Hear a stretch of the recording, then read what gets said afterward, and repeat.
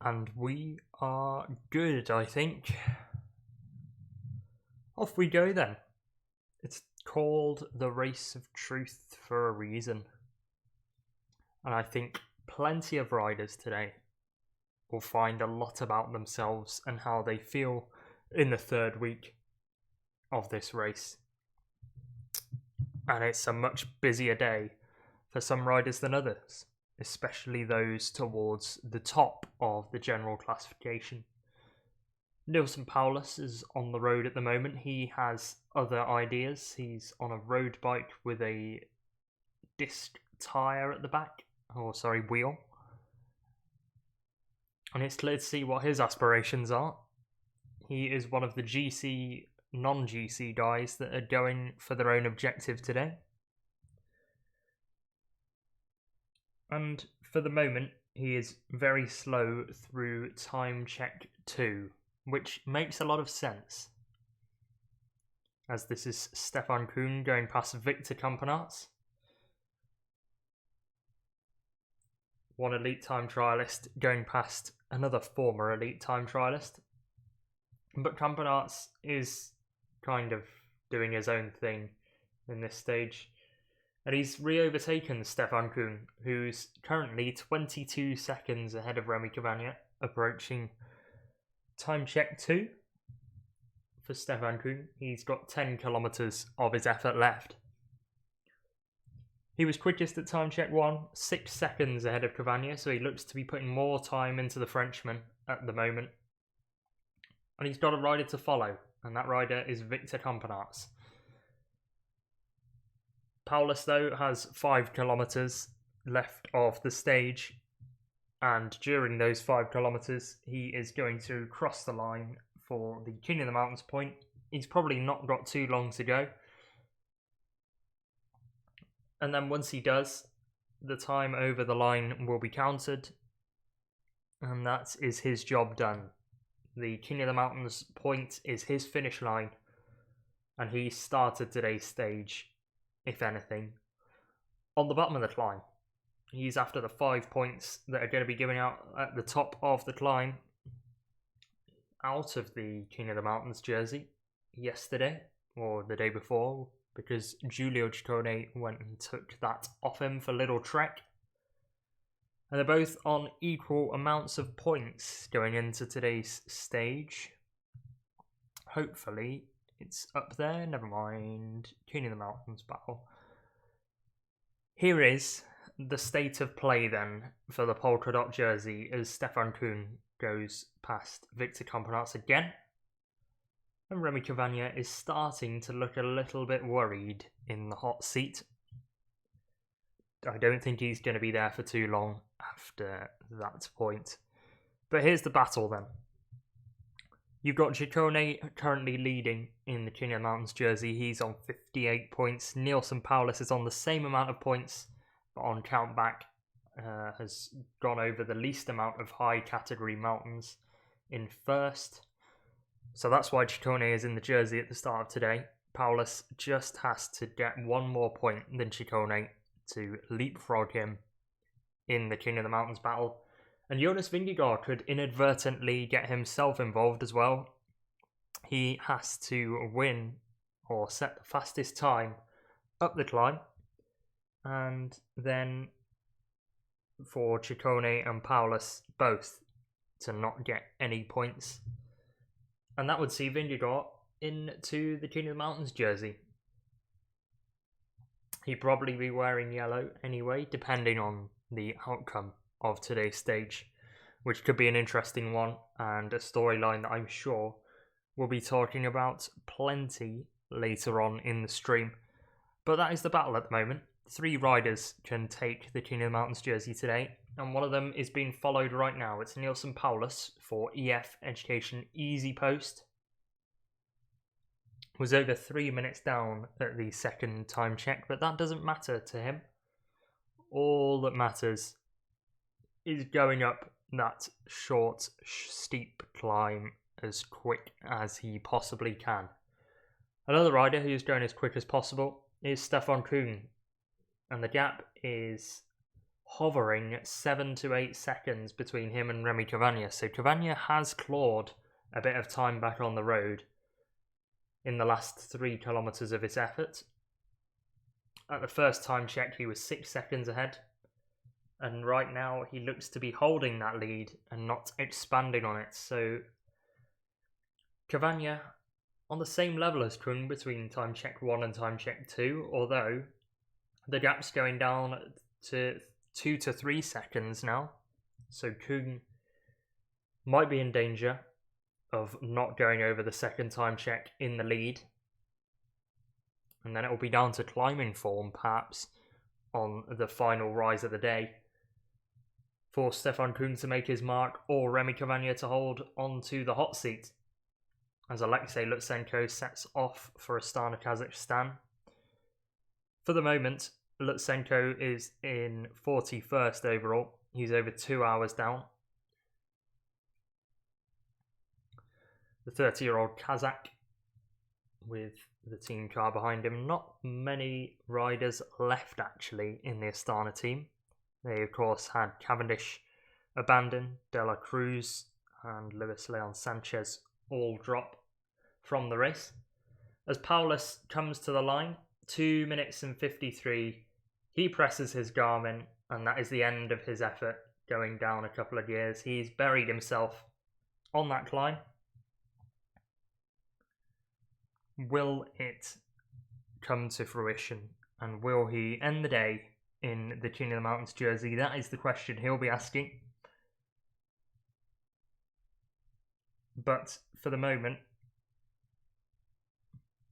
I believe he should be the leading rider. I'll be surprised if he wasn't, because he clearly went all out for that climb.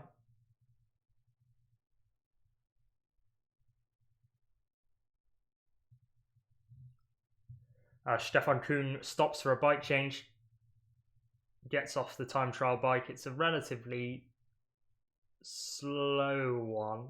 I wouldn't say it's the quickest from FDJ, but it's not the slowest I've seen.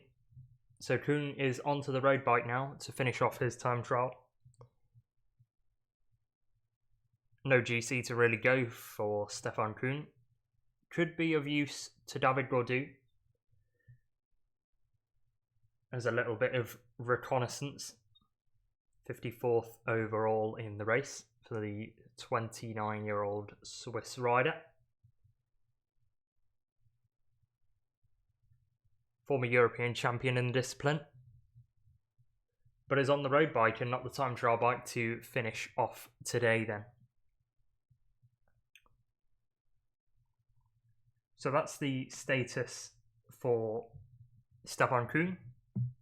And actually, Paulus does go to the top of the timing sheets between time check 1 and time check 2, ahead of Pierre Latour.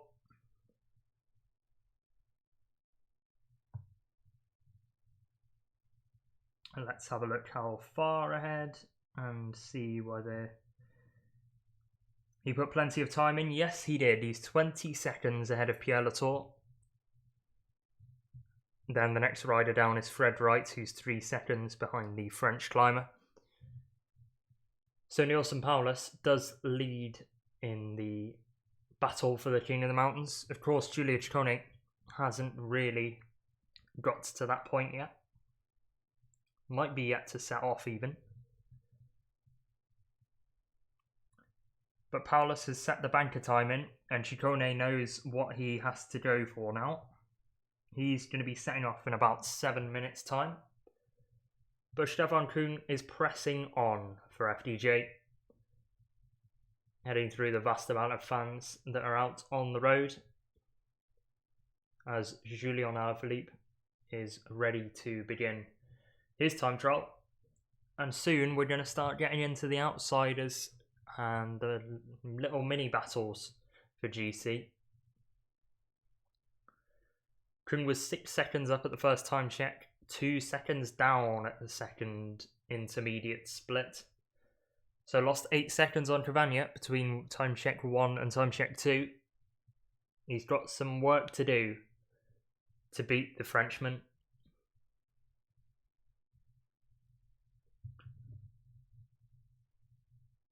The man from Clermont-Ferrand, currently in the hot seat. Bukung wants to make that his own in 4.7 kilometers time. Already on past Campenaerts. Might be looking to overtake somebody else on the road too.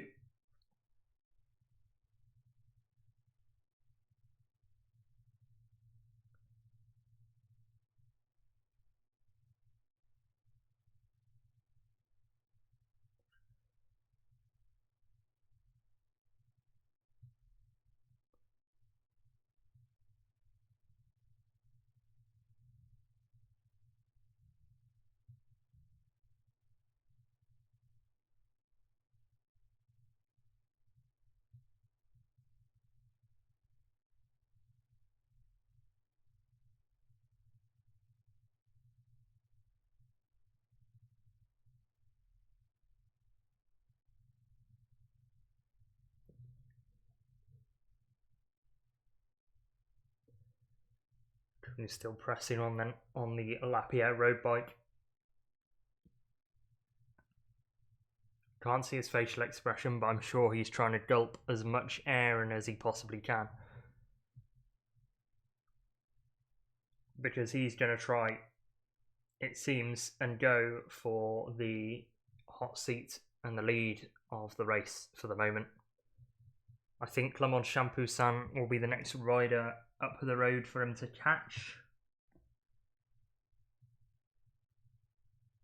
Whether he'll get there or not is another question, as he goes past the 25th minute of his effort. He's got to time it right, Stefan Küng. He's been a little off between time check 1 and time check 2. Remy Cavagna's had the better of him between those two intermediate points. But the camera stays on Küng,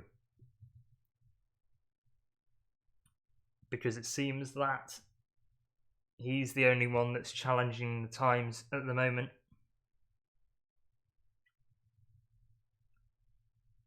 Jonas Vingegaard is on the road. He's gone 5th fastest at the first time check, 14 seconds behind Stefan Küng.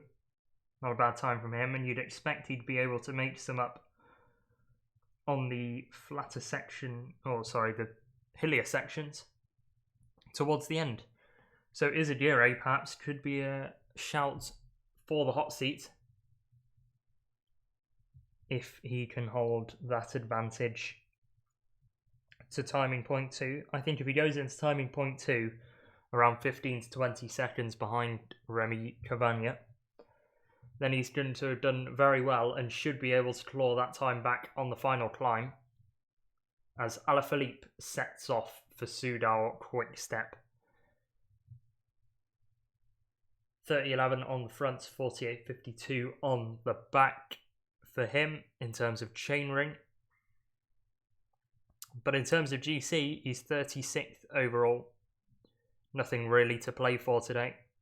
Might try and go for the stage. He has the ability to pull out a time trial when needed, and he did so especially well in the 2019 Tour de France, stage 13, I want to say, when he quite incredibly won on that day and secured the yellow jersey for another couple of days,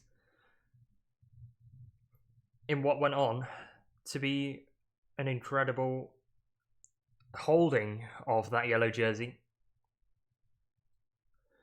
For now, though, he's an hour and 45 minutes behind the current Maillot Jaune wearer, and that is Jonas Vingegaard. He will set off much later in the day. He'll be the final rider down the ramp, and I think he will be the rider that will challenge for the stage win. One of the two, at least. I'm sure you know what the other one is, because Tadej Pogacar, I'm sure, will have a go as well. But I'm keeping my eye on Jonas Vingegaard at the moment. Alex Aramburu will be the next to go through timing point 2.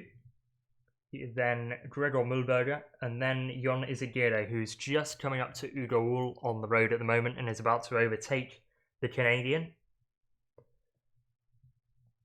5th at the first time check, 13 seconds down on Stefan Kühn. Same time as the likes of Fred Wright.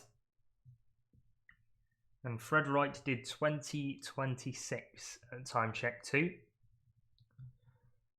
So if he's on the pace, he's going to look to perhaps be below 20:25 if he wants to maybe challenge for the current lead of the stage. I'm sure the next person we'll see come across the line though and really challenge is Stefan Kühn. The cameras, I'm sure, will be back to him once he crosses that finish line.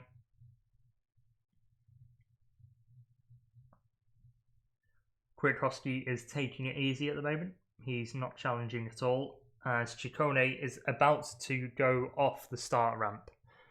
So as a reminder, here is the King of the Mountains situation heading into today. Giulio Ciccone leads same amount of points as Neilson Powless, so pretty much whoever goes over the top of that climb in first or ahead will go into the King of the Mountains jersey unless Jonas Vingegaard has anything to do with it, along with any of his GC compatriots who can do a better climb than both Ciccone and Powless. It's going to require Vingegaard to set the best time of the race up that final climb, and for some fellow GC members to put themselves between Ciccone and Powless so both of them don't get any points. But that is the situation. Ciccone in the King of the Mountains jersey is off and on the road now, as Powless crosses the line in 56th overall, 3 minutes and 50 down on Remy Cavagna. Izagirre just coming past Ugo, and the Cofidis rider looks to be setting a good time at time check 2. Another rider who paced themselves well was Axel Zongler earlier in the day. Alexis Renard, who started first for the Cofidis team, had his own problems, ended up crashing on one of the early corners, which proved to be a little bit of an issue for some of the early starters getting on the white line. I'm sure that message has been passed across to all the other riders in the race, because I don't think I've seen any crashes on that corner since then. Victor Lafay's gone down right towards the end of the stage, but as of yet, no other real big crashes. Stefan Kühn coming in then, mouth wide open, gaping in as much air as he possibly can, and it looks like he's really struggling. Perhaps not a fan of the heat, perhaps not a fan of the conditions, but we'll see the time. Never mind, we won't see the time. Alexei Lutsenko's on course. I'll check it. He is, I think, he's really lost time at time check 3. 28 seconds now behind Remy Cavagna. So no chance that Kühn wins the stage you'd expect. Alexei Lutsenko is 6th at the moment. 21 seconds behind Stefan Kühn at intermediate check 1. So perhaps Lutsenko could pull out a performance, as well as Jon Izagirre, who's already won a stage at this tour. Izagirre. Lutsenko, on the other hand, hasn't had such a great race. Stage 12, of course, Izagirre took by Fuga della Fuga, breaking away from the breakaway, and did that in impressive fashion. Guillaume Martin was extremely useful as a helper, marked pretty much every move that came from a chase group that included the likes of Tiesj Benoot and at times Mathieu van der Poel. Just kept himself on every move, kept the dysfunction in the group and the playing games and the other things that go on in Group 2 and ensured that his teammate stayed away and took the stage win, a historic second stage win for Cofidis. I doubt they're going to get a third, but let's see what Izagirre can do now that he's caught and passed Udall. He's just coming up to this second time check now. Let's have a look at the time. The time to beat for the moment is Remy Cavagna on 19:56. Ooh, that's very far off. 20:39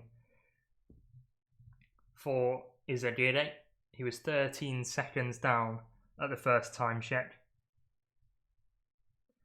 And at the second, he is going to be, I think, 43 seconds down, if my calculations are correct.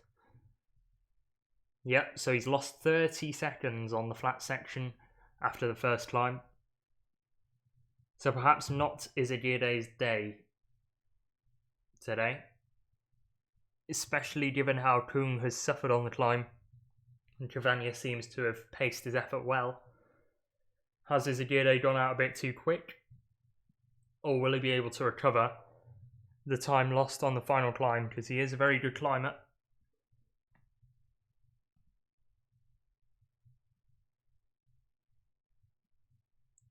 Izagirre, Uhl and Mühlberger all came over that second time check in very quick succession.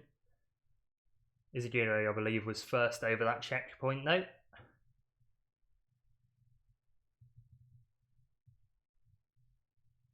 The man from the Basque Country, getting cheered on by the fans at the side of the road. A Spanish contingent there with a flag. And represents the flag of Spain. Stefan Kung, though, is coming to the finish line and the time ticks over. So he won't beat Remy Cavagna. I think we knew that heading into the third time check, however. Let's see how far he is down. It's not going to be his day again at the Tour. Stefan Kung.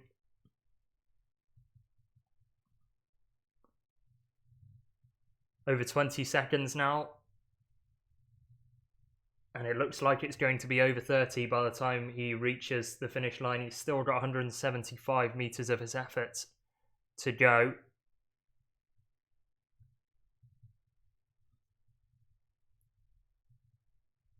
And for such a good time trialist, twice continental champion in Europe, second at the World Championships last year, he's still yet to win a Grand Tour stage. Which is shocking, because he is superb at what he does. But today isn't going to be the day either for Stefan Kung.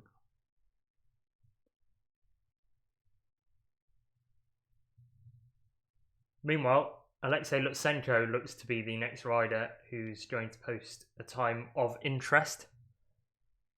He will be over checkpoint 2 shortly. A better rider on the flat, you'd think, than Jonas Izagirre. Perhaps only slightly, though. And Izagirre lost 30 seconds between time check 1 and time check 2 on Remy Cavagna. So let's see if Lutsenko can limit his losses on the flatter portion of today's stage, as Izagirre is well into his climbing effort now. Presses on the time trial bike. Going past the Mathieu Bourgadeau fan club that have positioned themselves out on the road. I'm sure they would have been excited to see their man come through. He's going to start 26th overall, so he's yet to start at the moment. We'll set off at 1:15 in around 4 minutes time, and we'll have stiff competition between him. It's Matthias Skjelmose, who perhaps could try and make a break for the stage if he's on a really good day. Danish time trial champion had a puncture in that race, incidentally, during the time trial championships of his home nation. and I believe he still ended up winning that race. Never mind, he finished second, just behind Asgreen, of course, who was in the Danish national champions jersey earlier, but only lost 28 seconds to Asgreen despite the puncture. Beat Miguel Bier by 3 seconds as well on that road. And plenty of other riders too. Matthias Norsgaard, Julius Johansson, Gustav Wang, and Michael Valgren are all good riders in that discipline on their day. No Jonas Vingegaard there though, who you'd expect will be towards the top of the standings. As we get to the end of the day, he's not set off yet, Vingegaard. He's got plenty of time until he does set off, but his teammate Van Aert will be going in 7 minutes time. The camera is on Jonas Vingegaard at the moment. Looks like he's got Udol just ahead of him on the road. The Israel Premier Tech car following the Canadian up the climb at the moment. Vingegaard in hot pursuit for Cofidis. Starting to rock, which isn't too bad on a climb like this. If he was rocking during the flat section, then that would be a worry. But a superb climber is Vingegaard.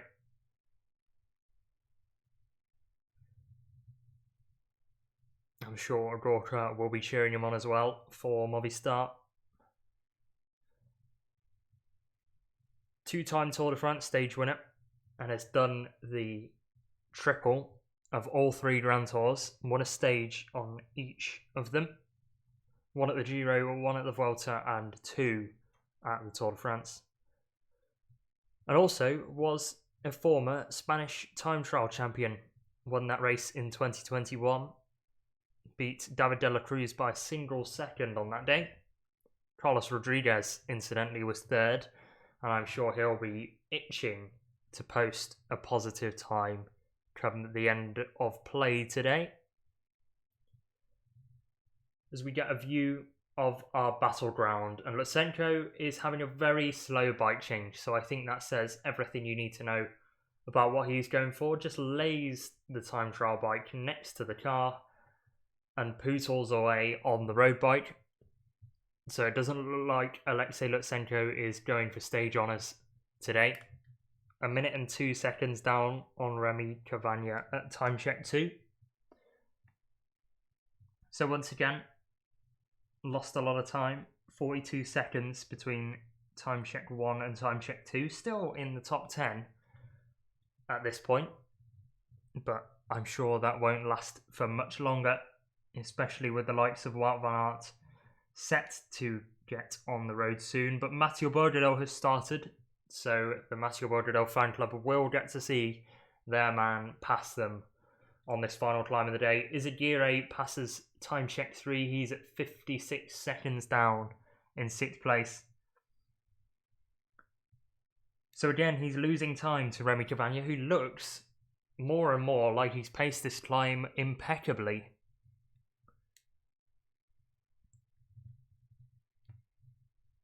Lost 13 seconds between time check 2 and time check 3 on Remy Cavagna.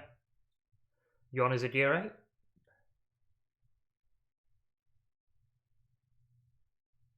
And the camera sticks on him and might choose to stick with him all the way to the line. He's got just over 3 kilometers of his effort remaining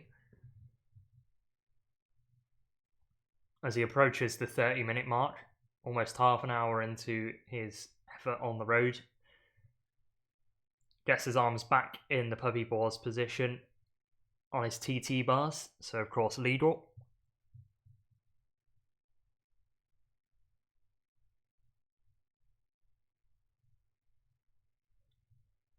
As he goes under the 3 kilometers to go banner, so Jonas Vingegaard is continuing to press on and is starting to grimace. So he's putting the effort in, certainly Got the Basque flag emblazoned on his helmet. And this is Alexei Lutsenko. I believe the person he's chasing at the moment is Tobias Harland Johannesson. And he's about to go past him. Within sight of the Uno X rider on the climb. And has a camera motorbike, the team car, and Tobias Harland Johannesson between him and the overtake. And he's got 4.7 kilometers to make that happen. Which I'm sure is a little goal within the race for Alexei Lutsenko. A race that hasn't gone to plan for the Kazakh rider. I'm sure he'd have been involved in the Mark Cavendish train. But unfortunately, and you know, it was a horrible moment. We were live when it happened, when Cavendish hit the deck and abandoned the race. Will he be back next year? I don't know. I hope he is. It'd be nice to see him do it, but I don't want him to go on for too long and not get the win. As they have moved the team car and the camera motorbike out of the way, the barrage has been complete. So Lutsenko is now right on the wheel, almost, of Tobias Harland Johannesson. There's about 3 or 4 bike lengths between him and the Norwegian. And Uno X, despite having their funky time trial helmets, haven't been great in the time trial discipline so far this year. Lutsenko just keeps on gaining on the former Tour de l'Avenir winner, who's over 2 hours down on GC. Lutsenko leads him by around 1 minute and 21.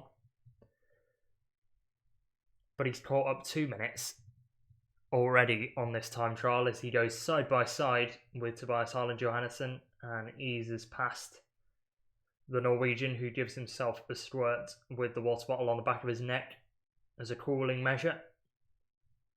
Going round Rabobank corner.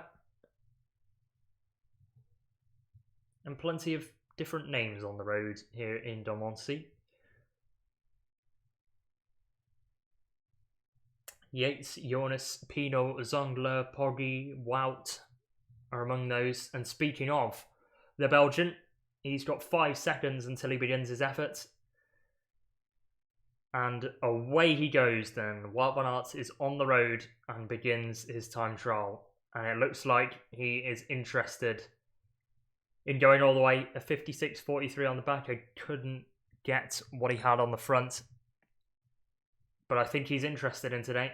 Going round the first corner safely. And begins his effort on the time trial bike. So it'll be interesting to see what he can do, because it looks like he's going 100% for it. I'm awaiting Lutsenko's time. 3-time check 3. Don't think I've had it 3 yet. But I will update you if I get anything. Alaphilippe has crossed the first time check at the moment. He's 24 seconds down on the leader at that point, which was Stefan Küng. Couldn't take it to the end, the Swiss rider.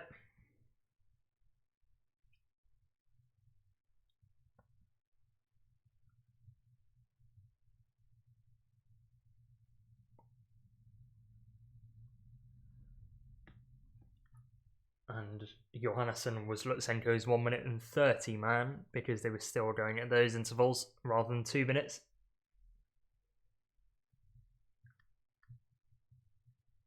Jonas Vingegaard didn't do a bad time for Uno X, 17th at the end of the stage. 2 minutes 25 down on Remy Cavagna, but that's still good enough for 17th on the road. Other riders have finished their effort, including Mathieu van der Poel, 3 minutes and 31 down in 50th for the moment. But I think all eyes will be on his cyclocross counterpart, because Van Aert is on the road and Van Aert looks interested in altering the lineup at the end of this stage. I'm sure Cavagna will be worrying, sat in the hot seat at the moment. But let's have a look at the stage itself then. 22.4 kilometres, and they go up the Côte de Domancy, 2.5 kilometres at 9.4%. They're going to be timing that from the second to the third time check. So they'll go through that second point at Domancy, and then once they reach the top of the climb, they'll have an updated time, and that is the finish line, you'd think, for anybody involved in the King of the Mountains battle only. Because I'd argue that Jonas Vingegaard is involved in the King of the Mountains battle. Not directly involved. He's kind of stumbled his way into it. But he's certainly found himself in with a shot at taking the King of the Mountains jersey at the end of the day. And it's not out of the ordinary, actually, for a GC rider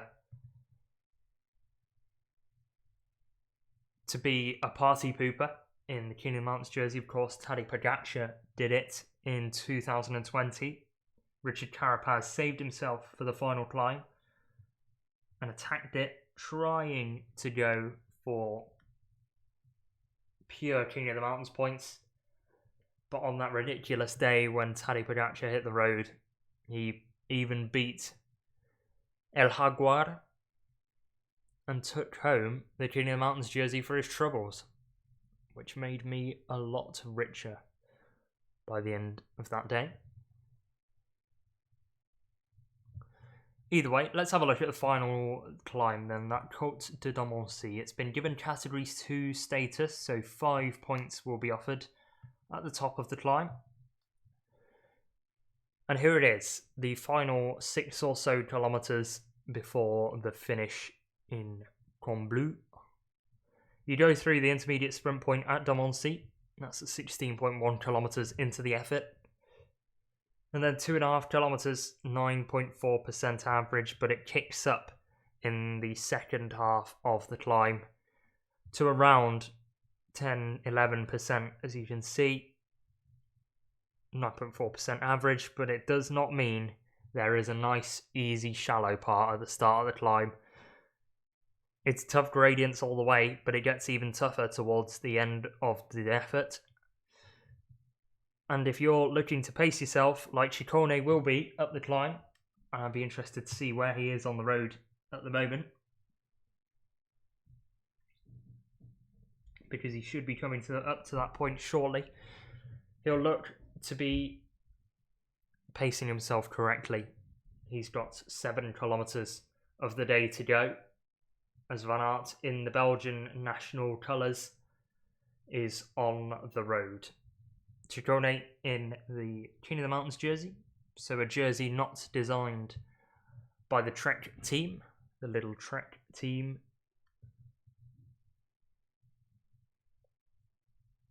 Van Aert out of the saddle, punching over this first climb of the day. An uncategorised rise, which makes sense for the sake of entertainment, that you don't have King of the Mountains points at the top of the first climb. Although I'd like to see if it would be played differently, if you did consider this to be perhaps a Category 3 effort. But hey, I would be really I would love to know though what would happen if that would be the case. Either way, it's not, and Van Aert is about to crest the top of the climb.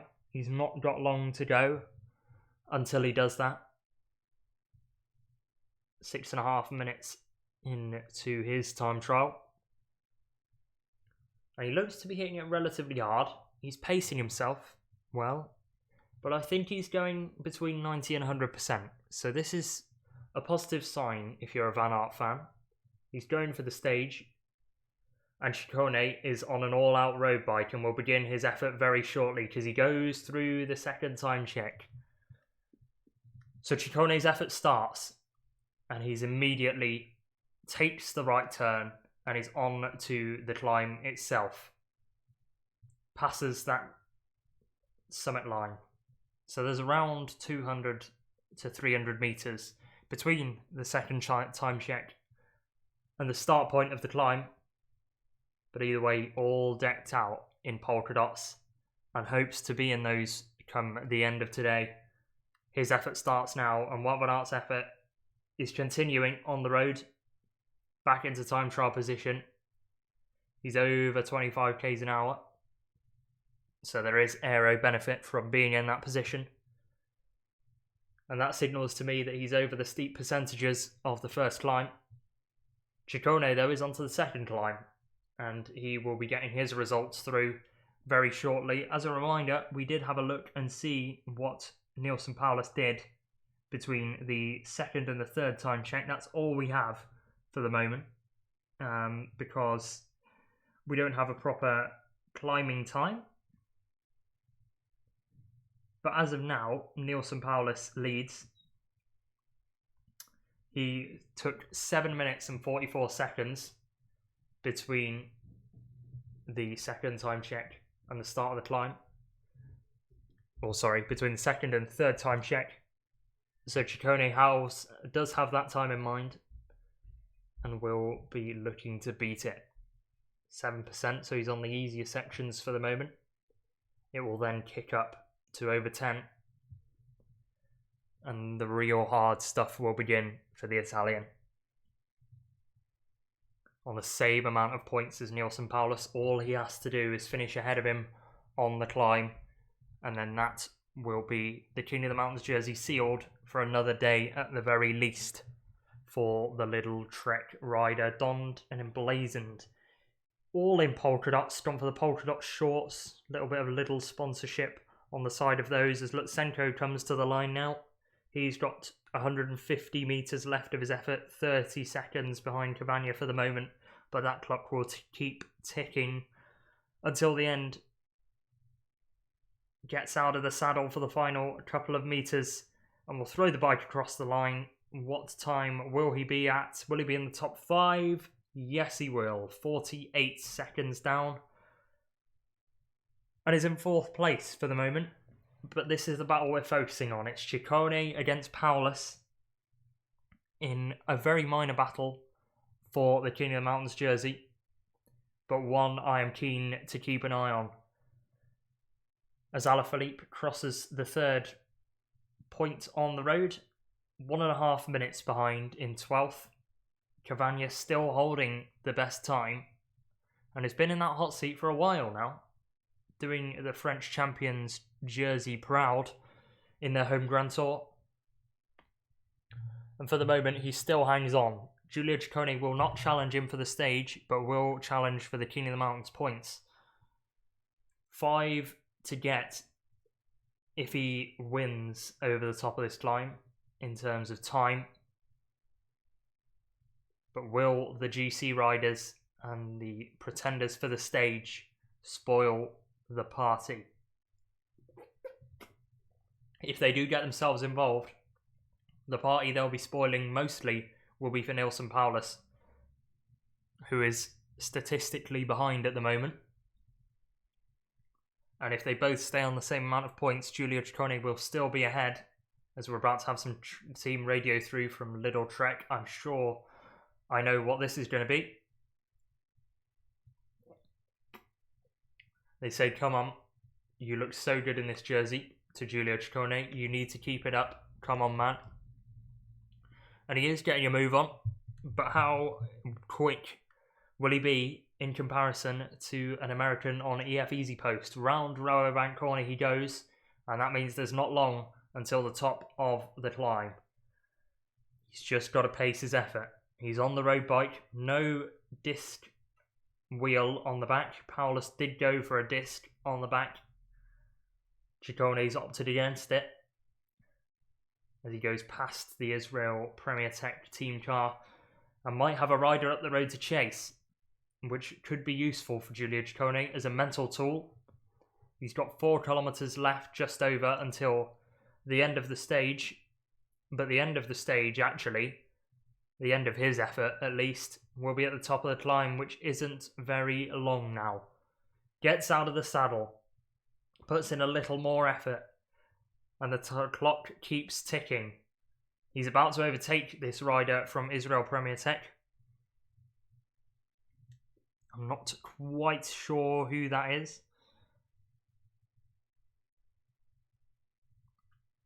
I think it might be either Michael Woods or Dylan Turns.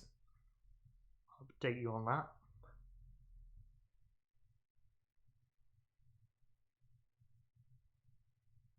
I believe it is Dylan Turns. So Turns has been dispatched. But will the time of Paulus be dispatched for Giulio Ciccone? Coming towards the line then. And let's see if that time is green or red compared to the American. It's going to be red compared to Remy Cavagna, who is the leader over the climb at the moment. He did a pretty good time check 2 to time check 3 himself.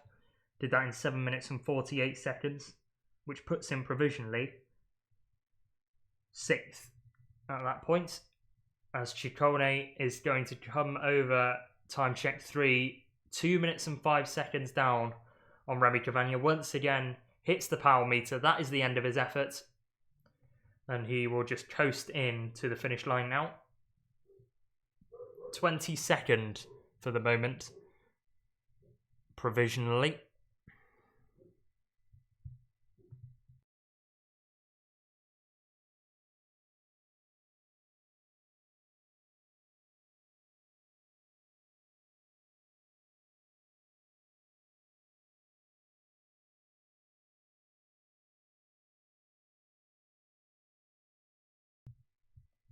And we'll hit update very shortly to check whether he has beaten Paulus or whether Paulus has beaten him, because that's a key battle. That's one of the few real key battles between riders that isn't for the stage. And we'll be reviewing what I think are the 3 other battles on the road that you should be paying attention to. They all come towards the end of the day though, so no need to have a look at those yet. But Wout Van Aert is flying at the moment, 5 seconds ahead of Remy Cavagna. He's around halfway through his effort at the moment, so we'll be approaching time check 2 shortly. Let's have a look then and see if the gaps are updated. And indeed, Giulio Ciccone has smashed the time of Neilson Paulus. He is 40 seconds ahead of the American. So Paulus did not manage to beat Giulio Ciccone in the Mountains jersey, and Ciccone will be in polka dots for another day at the very least, unless Jonas Vingegaard has anything to do with it, and he and his GC friends try to do that climb quicker than 6 minutes and 44 that was set by Ciccone. The next rider I suspect through time check 2 will be Mathieu Bourgadeau, then Felix Groeschartner, and then Warren Barguil, and then we will get the time of Wout Van Aert through time check 2.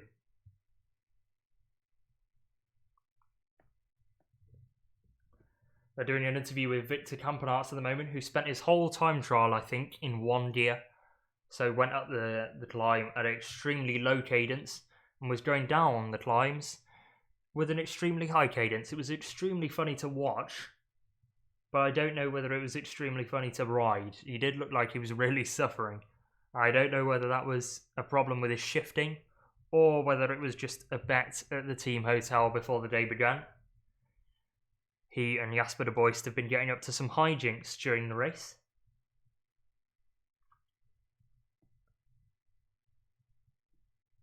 Van Aert's teammate has just gone through the second time check. Tadej Pogacar, 89th at 2 minutes and 23, so he is not putting any effort in and will be of service to Jonas Vingegaard in the coming days, and has that in mind as the GC riders are going to begin to set off fairly shortly. Thibaut Pinot is on course, which means Tom Pidcock will go very soon, which means we turn to our second battle on the road for GC positions extremely shortly. 2 minute intervals between Pidcock, Gall, Martin, Gaudu, Yates and all riders until the end. And Jonas Vingegaard in the yellow jersey, who will set off last for Jumbo-Visma and has the times to beat in his mind, and they will be cast through the team car, I'm sure. As Alaphilippe heads up towards the line, doesn't look like he's pressing on too hard, and it makes sense because he's 10th on the road at the moment. He's still got plenty of the stage left to go, 200 metres or so. He's got a Bahrain rider just ahead of him.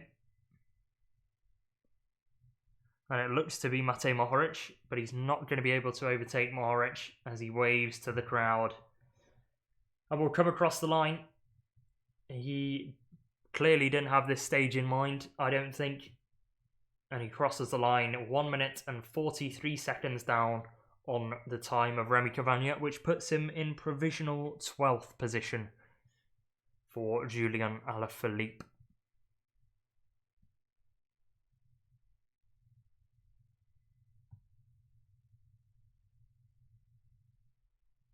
No sign of Van Aert's time through intermediate check 1, but I'm sure he'll be up there.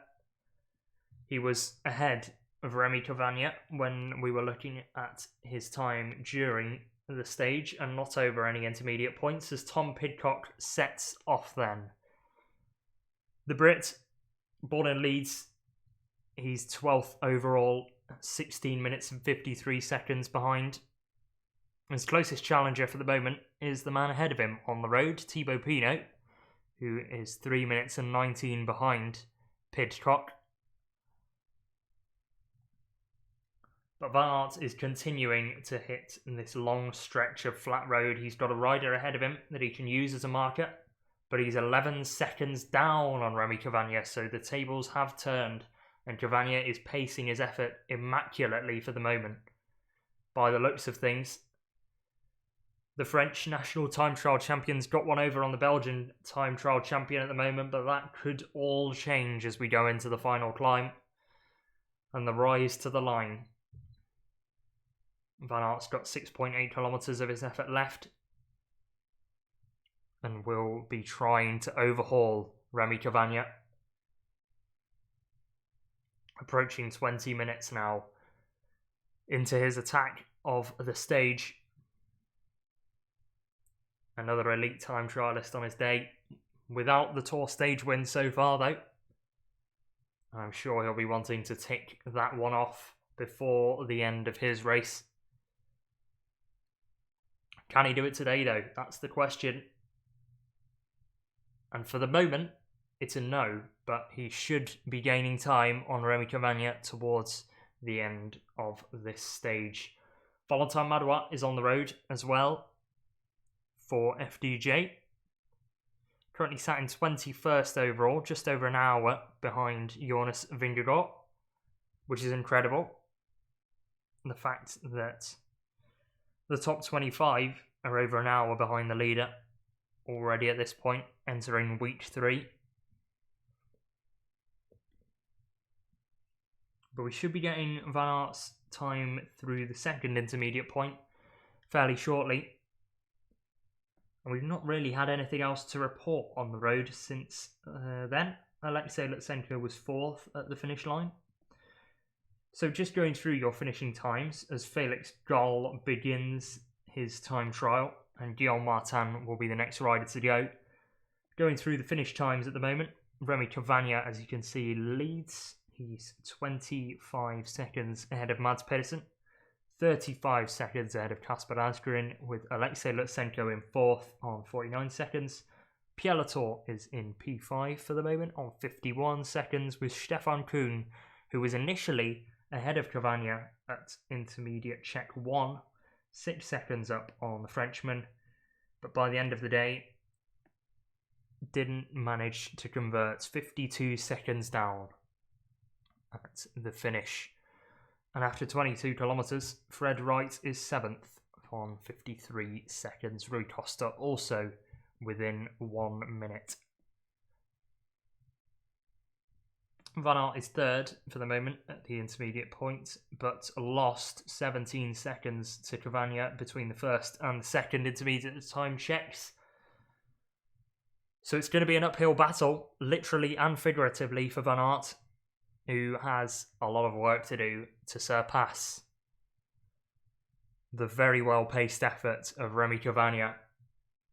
We thought he would be challenged on multiple occasions, but he managed to claw it back in that middle section and sort of towards the end as well. Cavagna feeling fresh and on a good day, still in that hot seat. We thought Kung could challenge him, he didn't. We thought Lutsenko could challenge him, he couldn't.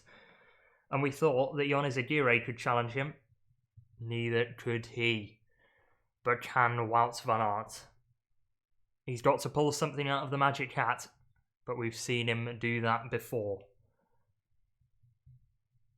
In terms of the King of the Mountains battle, Giulio Ciccone is setting the fastest time on the Côte de Domoncy, and that puts him in the driving seat for the polka-dot jersey at the moment. Neilson Paulus might be a little disappointed with this effort once he's seen the time for Ciccone. Matthias Hjelmers actually has just gone through the third time check at the top of the Côte de Domoncy, and he's 46 seconds down on Remy Cavagna. He's gradually pulled himself back. He was 57 seconds down at time check 2, so he's gained 10 seconds on the Frenchman between time check 2 and 3. But it's between check 1 and check 2 that Cavagna has really put down the marker and gained his time on that pan-flat section in the middle of the day. We've got 9 riders left to start, and the next rider down will be David Gaudu. We've already seen our first battle on the road, which is for the King of the Mountains classification. Let's have a look and see what riders are scrapping for 9th on the road. It sounds very weird, but it's a battle between 3 French teams. David Gaudu starts the day in 9th overall and has 1 minute before he begins his effort. Guillaume Martin is 11 seconds behind his fellow Frenchman. And could Felix Gall pull something out of the bag for AG Thomas Citroën? He sits in 11th at the moment, 32 seconds behind Gaudu and 21 seconds behind Guillaume Martin. 3 riders who aren't specialists at the time trial discipline, but the climb of the Côte de Domoncy and the false flat rise from there until the end of the stage could fall into their hands, you'd think. Gall especially isn't so good at the time trial. He said it would be a discipline that he'd think about trying at the end of the year so he can become more of a GC rider. But he's got a mission at the moment, and it's an FDJ teammate currently on the road. David Gaudu is underway, but it's Madouas we're looking at the moment. He gets rid of a bottle, splashes one all over his face, and gets rid of the other. As this is Guillaume Martin, who's just begun his effort, starting the day 10th for Cofidis. A team who have already overperformed at the Tour. 2 stage wins. Victor Lafay in the first week, early in the first week. And Jonas Vingegaard midway through the second.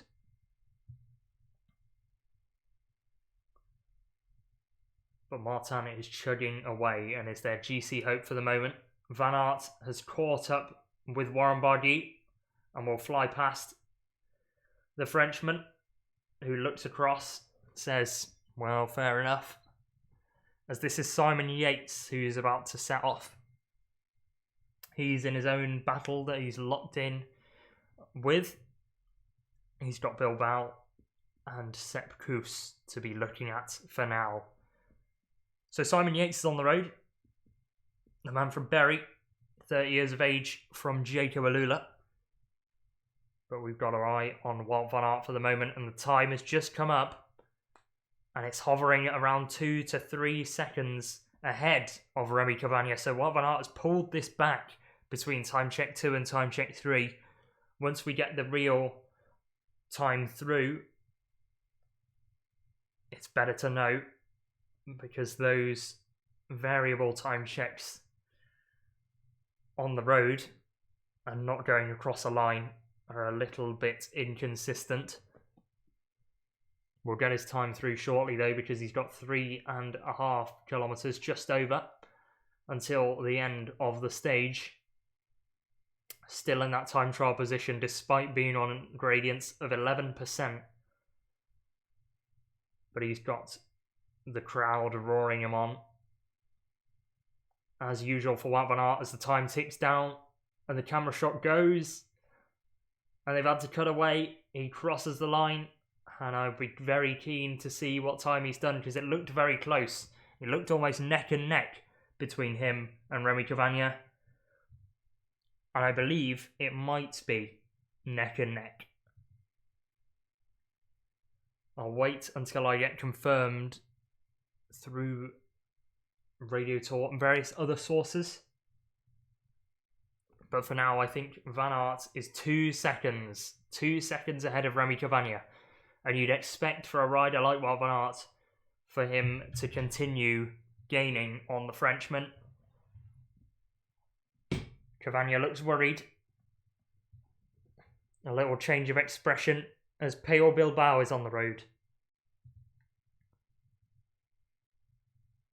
Bilbao, the Basque rider, 33 years of age, and he's got a 34.11 on the front and a 58.42 on the back of his chainring. Or sorry, opposite way around. No, never mind, I'm waffling. Just the 1 point in the Kingdom Mountains for Pello Bilbao, but that is something he is not interested in whatsoever. He's got 37 seconds of an advantage on Simon Yates, and he'll be looking to keep that and keep his 7th place on GC. If he can as well, he might want to gain 55 seconds to match Sepp Kuss, who is just about to go and will be the next rider off the ramp in 6th overall. But it's Kuss's teammate that we've got our eye on here. Wout Van Aert, as Pogacar and Adam Yates are warming up. How much of Yates will we see? I'm not sure. 4th overall, 5 minutes and 40 down. That is 58 seconds ahead of Jai Hindley. Perhaps he'll have his eye on Hindley as Skjelmose crosses the line, 2nd, 14 seconds down. Wout Van Aert will be the next big name to come across that line and challenge Remy Cavagna. He survived, for now, the Danish attack of Matthias Skjelmose. But Van Aert is motoring away now, 8-9 seconds up on Remy Cavagna, and it could be the end of the French national champion's time in the hot seat. Kuss is about to set off for Jumbo-Visma, the Eagle of Durango. Off he goes. A rider that was 6th on the last year's Giro time trial, stage 20, a minute and 5 down on, I believe, Matteo Sobrero on that day. That, I think, is his best GC result. 2-time stage winner at Grand Tours. Stage 15, both of those, actually. Won stage 15 of the 2019 Vuelta a España and stage 15 of the 2021 Tour de France. But I don't think he'll be winning on stage 16 of the 2023 Tour de France, which we are in at the moment. So Remy Cavagna leads for now, 15 seconds ahead of Matthias Skjelmose and 25 seconds ahead of another Dane, Mads Pedersen, and another Dane in 4th. 3 Danes in a row, 35 seconds down is Kasper Asgreen. And they're all separated by 10 seconds, which is a nice little bit of symmetry. But I think Van Aert is going to interrupt that at the very least. I'm sure they'll all still be separated by 10 seconds, but they might be a little more behind on 1st place on the road. Who's Van Aert's next man? Will he be able to catch him come the end of his effort? He's got Bergerdo ahead of Total Energy and he's got 1.7 kilometers to try and catch the Frenchman, who's got plenty of support on the side of the road. Mathieu Bourdou and David Gaudu will have plenty of support, I am sure, as well, as Jai Hindley is ready to go for Bora Hansgrohe. He looks like a man on a mission in the Star Wars-esque helmet that's Specialized offer, but he looks ready to go. The Australian has 58 seconds to gain on Adam Yates if he wants to press on for 4th overall. Was 15th in the same Giro stage in which Kuss finished 6th, stage 20 of last year's Giro. Finished 131 down, which, interestingly, was 26 seconds behind that of Sepp Kuss. Although Kuss won't be challenging Hindley, you'd think, in terms of Tour GC position. As we have a side-by-side view now of Remy Cavagna's reaction to Wout Van Aert.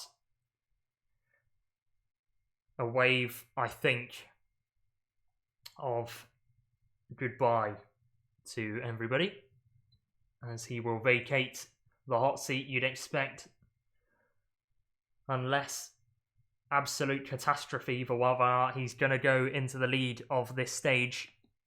But how far will he go into the lead of this stage is the question. He's got 800 metres until he finds out. And he's continuing on in that time trial position, staying as aero as he possibly can. The winner of Belgian Nationals just before the Tour is going to try and become a Tour de France time trial winner.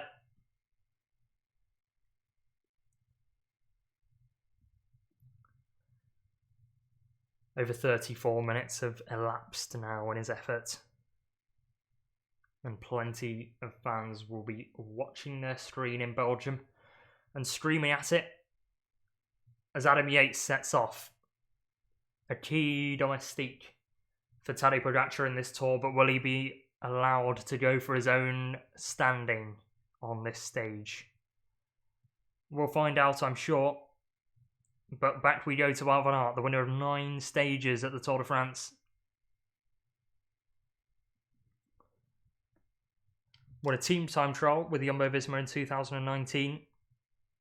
But apart from that, only has 1 victory on a Tour de France time trial in the individual discipline. And that was stage 20 of the 2021 Tour.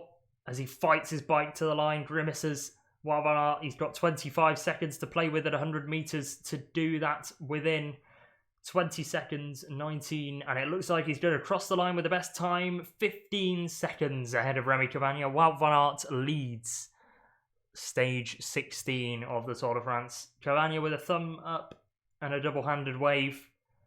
Spent a long time on the hot seat, the French national champion, but will vacate that for a Belgian national champion, Wout Van Aert, who perhaps shows that the Jumbo-Visma equipment might be doing him well.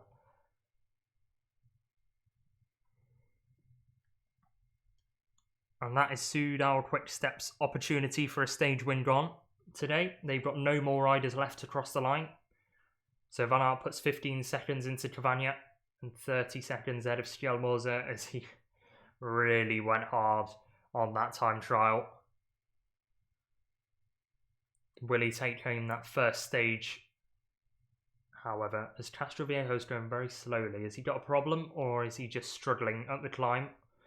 Here's another Spaniard on Ineos Grenadiers though, Carlos Rodriguez. And we are very shortly going to get our big 2 on the road and started. Tadej Pogacar will go first in 2 minutes time. But this is Carlos Rodriguez rounding the first right-hander of the day. Proved a little bit of trouble for the starters on the road. They were hitting the white line fairly often going down. I think around 3 of the first 7 or 8 riders hit the deck on that corner. But nobody else, I think, has done so. So they've solved that problem.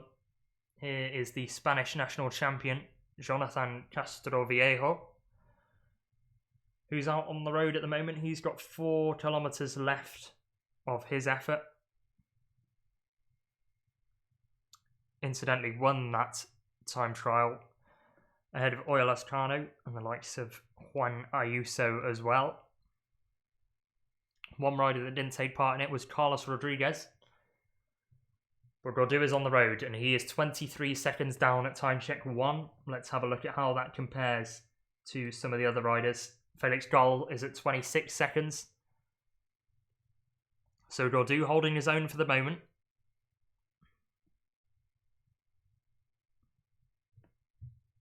Let's once again have a look then at this little battle that's occurring. Gall has to gain 32 seconds on Gaudu to move into 9th, as Tadej Pogacar takes a couple of deep breaths and is about to begin his effort. We've got plenty of other battles on the road as well, but this is the key one. It's 10 seconds separating Van Aert and Vingegaard at the start of the day. A time trial you'd expect with the steep nature of the Côte de Domoncy to be of Pogacar's preference, as he's on the road now and begins his time in the saddle. Into time trial position, 10 seconds into his effort. We'll round the first right-hander. Has the UAE team car screaming instructions behind him, I'm sure. And it's now in which we get serious. The white jersey is underway and the yellow jersey will follow suit in 1 minute and 30.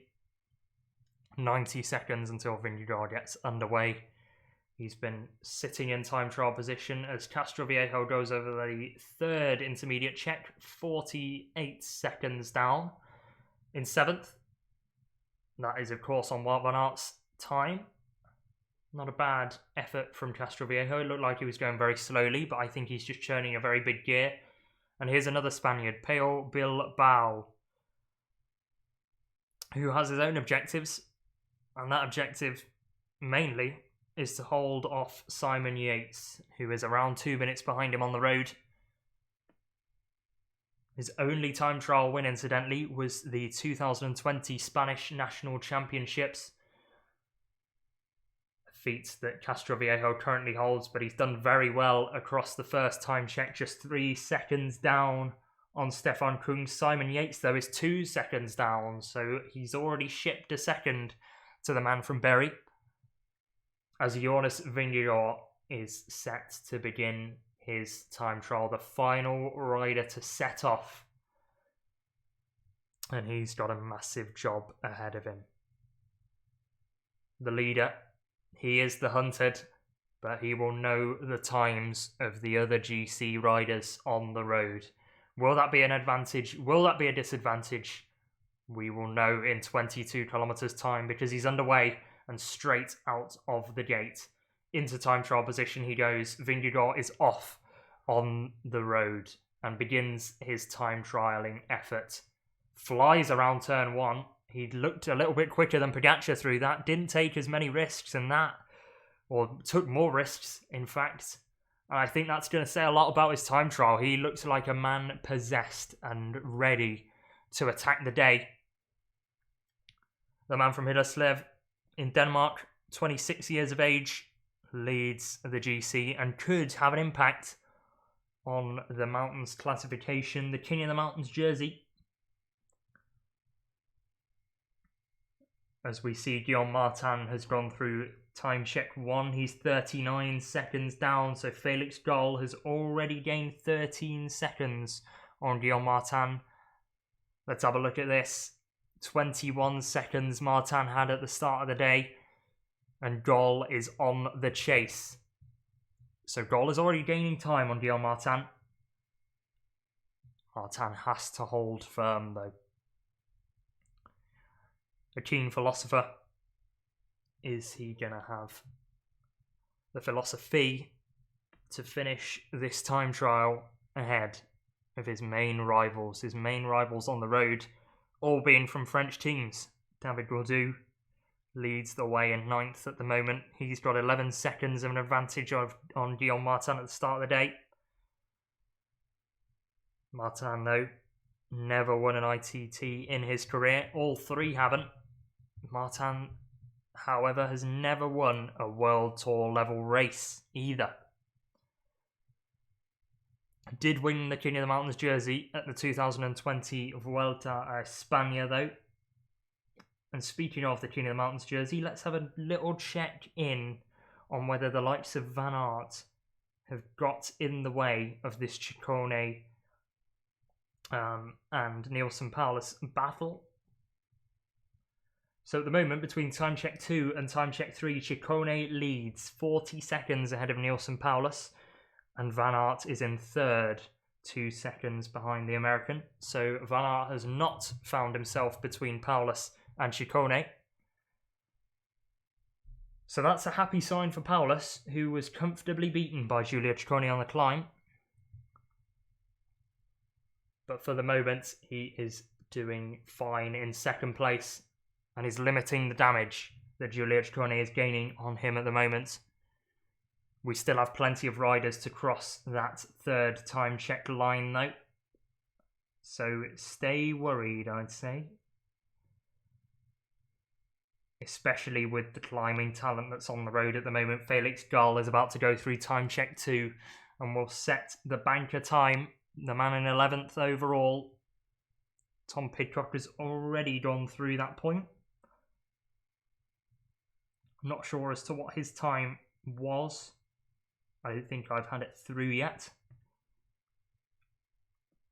Pidcock's last time trial win actually was the Junior World Championships of 2017, so he's going to look to repeat that feat on perhaps what could be his final day of freedom at Ineos Grenadiers, because they are all in for Carlos Rodriguez now, and Pidcock said that in an interview during the rest day. He said, "I've fallen off GC and Carlos Rodriguez is now in 3rd. I think we've got to do everything we can to keep him there.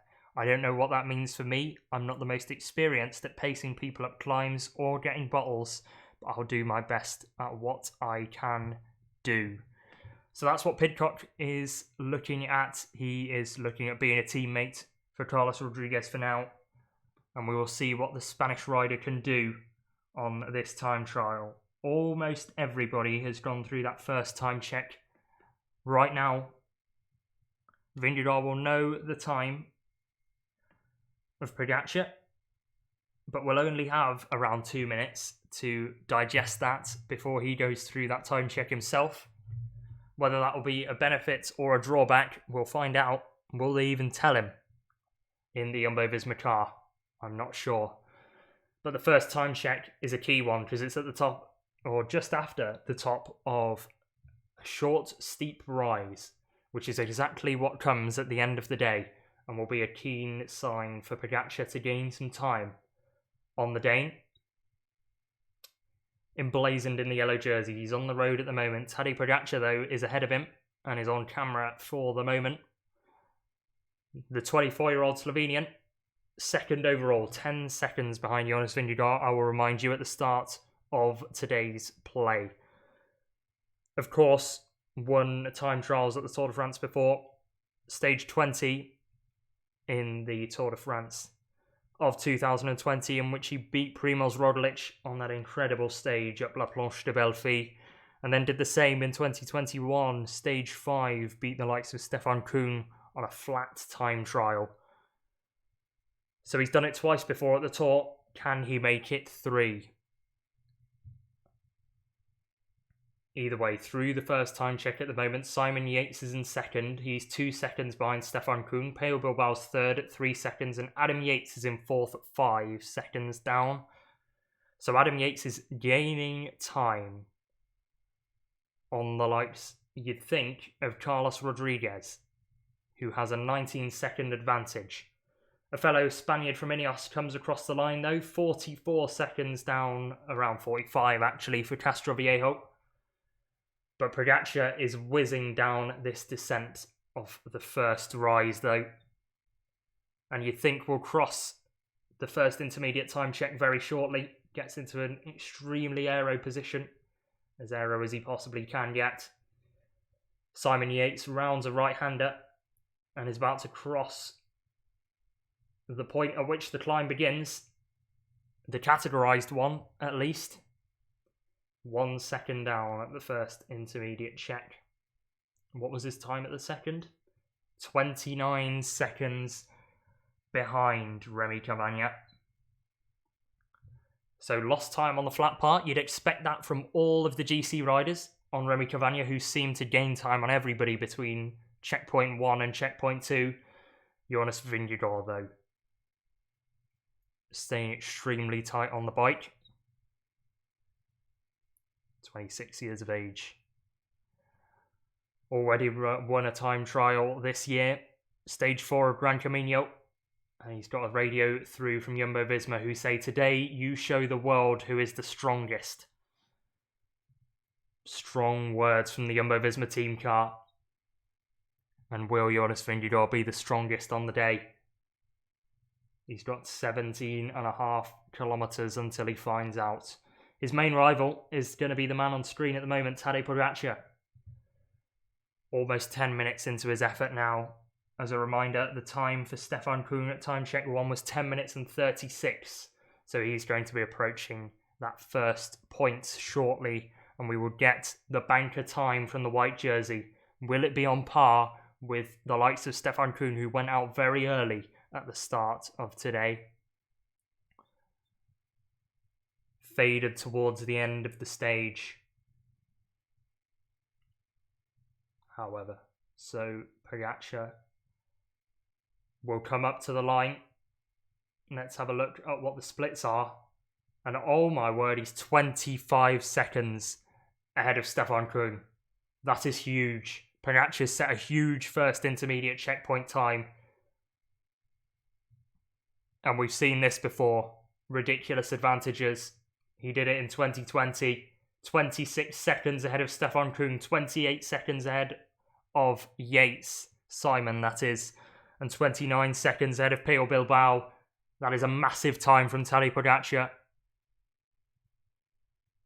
Let's see what Jonas Vingegaard can do. He's got a mountain of a task if he has to beat him at the first intermediate split, but he's doing so. 20 seconds up on Tadej Pogacar, if those times are to be believed. We should get a proper check as he goes through the first timing point. But if those numbers are to be believed, Jonas Vingegaard is putting his marker down on the race. And once again, both of them are pulling away from the rest of the pack. Rodriguez is in third. The gap will grow. But all eyes are on the front two in the race at the moment. Vingegaard's won 2 time trials in his career. Gran Camino stage 4 this year.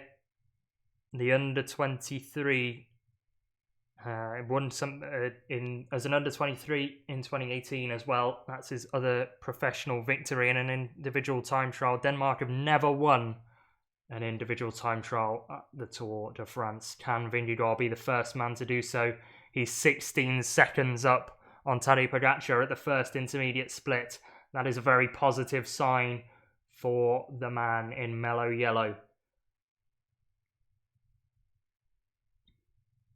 Vingegaard then 16 seconds ahead of Pogacar at time check 1, 42 seconds ahead of Stefan Küng, 44 seconds ahead of Simon Yates, and 45 ahead of Pio Bilbao in 5th.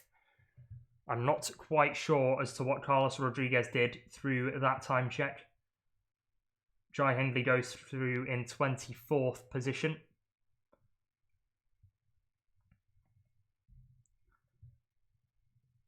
And Hindley might come as a challenge to Carlos Rodriguez.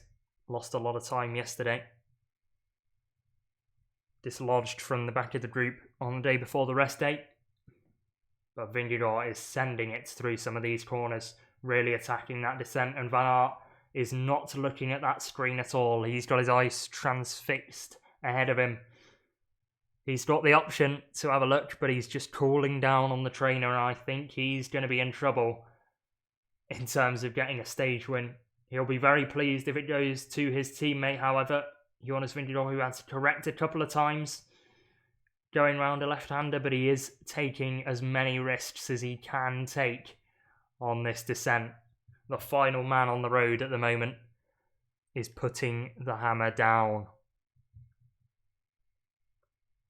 Pogacar then, will he have had that time checked through in his ear? Will UAE have informed him of what his Danish counterpart is doing?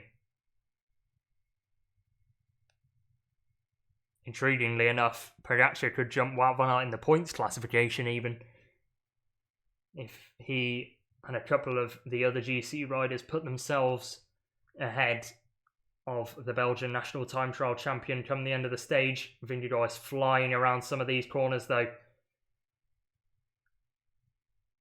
Quicker than the camera bike even. And he is sending it right now.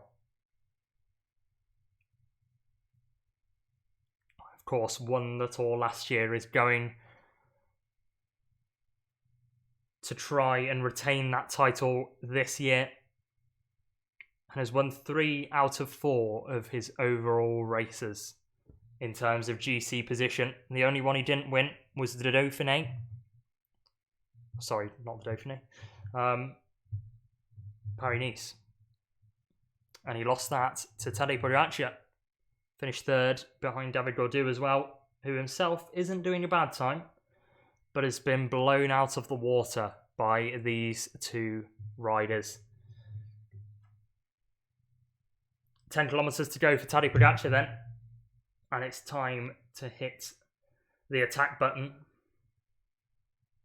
because he's approaching the climb. We'll take a sharp right-handed corner and we'll begin his efforts on the climb soon. But for now, he's got plenty of flat between him and that point. And we will get the news from Time Check 2 whenever we get it through.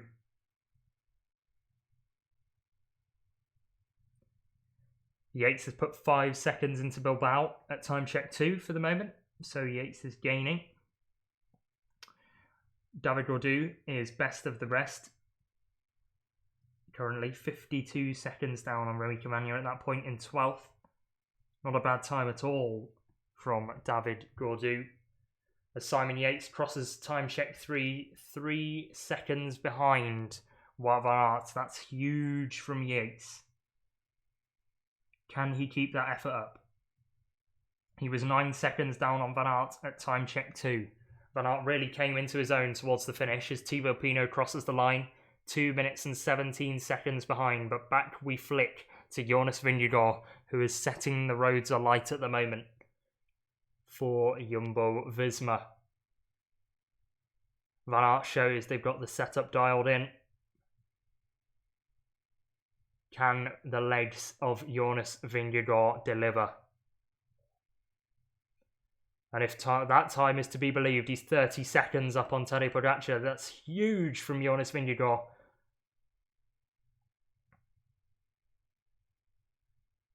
Pogacar 6-3 up on Vingegaard in the time trial, but is only 4-3 ahead on time trials they've both participated in since 2021. Vingegaard will be looking to level that score at the moment, as I believe we are in one of the best times to be watching cycling in terms of GC rivalries. This is Contador Schleck-esque. I don't think we've had a rivalry like this for a long time in the sport. Vingegaard is continuing to put the burners on though. We will get the time of the likes of the podium contenders through soon though. Hindley will be the first to pass that point, as Pogacar remains in that position, time trialling to intermediate check 2. He's just got to keep his head down and his legs churning.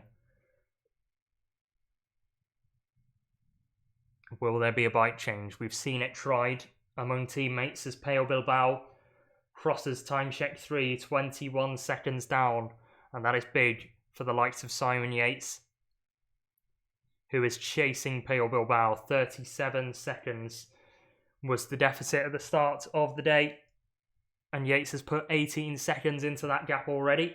Felix Gall is crossing the line now, almost catching his 1.5 minute man Tom Pidcock, I think. So Gall crosses the line around 40 seconds down. Former road race junior world champion, won that in 2015. But that's a great time trial from him. Absolutely the best one he's ever done. Finished 8th at the Tour de Suisse this year. And also was 2nd at the Mercantour. Not a bad time from the 25-year-old Austrian for AG Desert Citroën. And now his eyes will turn to what the likes of Guillaume Martin and David Gaudu will do across that finish line. But our eyes are on Tadej Pogacar for the moment. Pogacar is going to come to the second intermediate check and will cross that line at 19:36. So Pogacar currently, if we compare that to everybody else, is 20 seconds up on Remy Cavagna as he begins the Côte de Domoncy. I'm sure Giulio Ciccone and Neilson Paulus will be watching this with incredible intensity. And speaking of intensity, Pogacar will be attacking this climb. He's 19 seconds up on Remy Cavagna at time check 2. And then we will turn back to see what Jonas Vingegaard does. Vingegaard put 16 seconds into Pogacar at time check 1. What will he be able to do on time check 2? It's a flatter section. Pogacar, I think, is the heavier rider, so it should benefit him. He'd be able to gain back some time, but will he be able to gain back all time as the bike change is happening? Pogacar gets off his time trial bike and is handed a road bike. So Pogacar goes for the bike change. Gets the push from the man in the UAE car, the mechanic, and off he goes. So Pogacar goes and elects for the bike change with 5.5 kilometers of his effort to go. And is approaching the steep percentages. Jonas Vingegaard is about to blow the time out the water. 19 minutes and 5 for Jonas Vingegaard. He's putting 31 seconds, I think, into Tadej Pogacar at time check 2. This is massive from Vingegaard. He's gained another 15 seconds on Pogacar between time check 1 and time check 2. I thought that the gap would not be anything more than 20 seconds. But Vingegaard is surprising everybody else on the road at the moment. And he will not take and give up that yellow jersey easy. He'd already said it earlier in the rest day. He said it's only my 3rd Tour de France, but for sure it's been the hardest one so far. It's really hard to say now who's going to win. It's so close and it'll be a really big fight. The time trial, Courchevel and Le Marchstein will make the difference. Hopefully I feel good and can take the win. I'm in the yellow jersey and hopefully I can stay in the yellow jersey until Paris. I know how it was last year and I will fight all the way to Paris to make the dream come true. Well, he's fighting out on the road at the moment. Gaudu crosses the line 40 seconds down and he's beaten Guillaume Martin. Gaudu in 5th. Guillaume Martin has been caught up, I think, by David Gaudu. So it's not going to be Guillaume Martin's day. And Felix Gall's going to move himself up to 10th overall. And only lose 9 seconds to David Gaudu. So Gaudu is the winner of the battle for 9th. Felix Gall moves himself into 10th. And Guillaume Martin slips down the order to 11th overall. A man who doesn't want to be slipping down any further is Tadej Pogacar, who is on the road bike.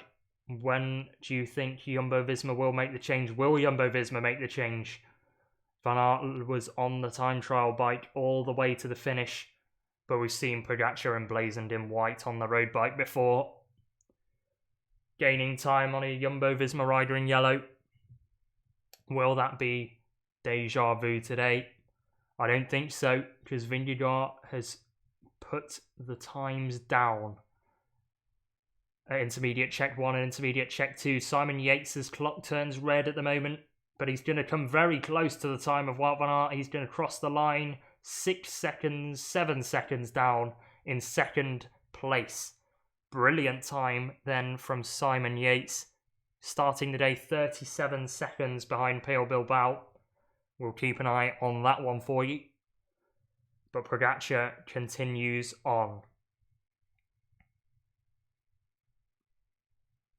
Won the Slovenian National Championships in the time trial discipline by over 5 minutes. Admittedly, the likes of Primož Roglic, Matej Mohoric and Jan Tratnik weren't there. Adam Yates is over time check 3, 15 seconds behind Wout Van Aert in 4th. So not a bad time from him whatsoever. Slots just between Felix Gall and Pidcock for the moment. Simon Yates, well, no. Slots actually between Gaudu and Pidcock, sorry, at that point. Wout Van Aert leads, Simon Yates in second at that time check. But Vingegaard is pressing on. 13 World Tour level wins across the Dane's career, and he's putting 50 seconds into Pogacar if those times are to be believed. Again, I'm quite reluctant as to believing in those. I certainly prefer to see when he crosses a specific time check. It doesn't feel like they're very accurate, but you can get an approximation of a picture, and because Vingegaard's that far ahead, you know he's putting a lot of time into Tadej Pogacar for the moment. At time check 2, he was well up on Tadej Pogacar as well, so he's continuing to put seconds in to the Slovenian as Bilbao has done a superb job in this final time check and perhaps might come in ahead of Yates. He does! So Bilbao slots into second, 4 seconds ahead of Simon Yates of Jaco Alula.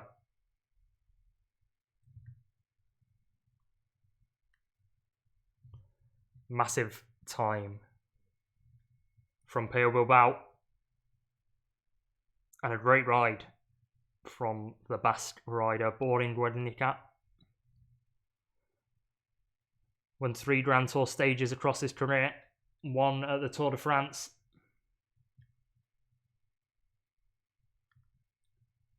And Vingegaard is churning a massive gear on the climb, but his cadence is alright for the moment. Rodriguez crosses time check 3, 21, almost 22 seconds down on Wout Van Aert.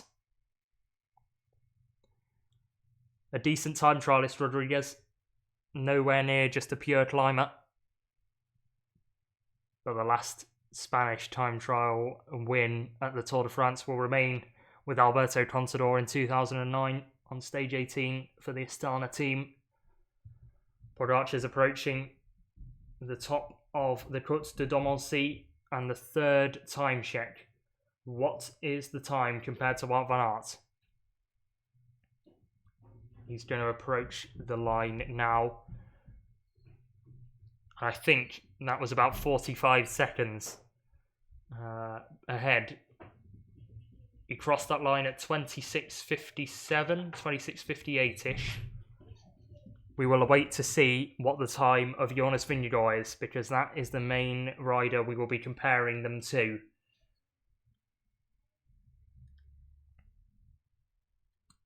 Let's check and see what that potentially does to the King of the Mountains fight, because there's plenty going on at the moment. So for the moment, Pogacar slotted himself between Ciccone and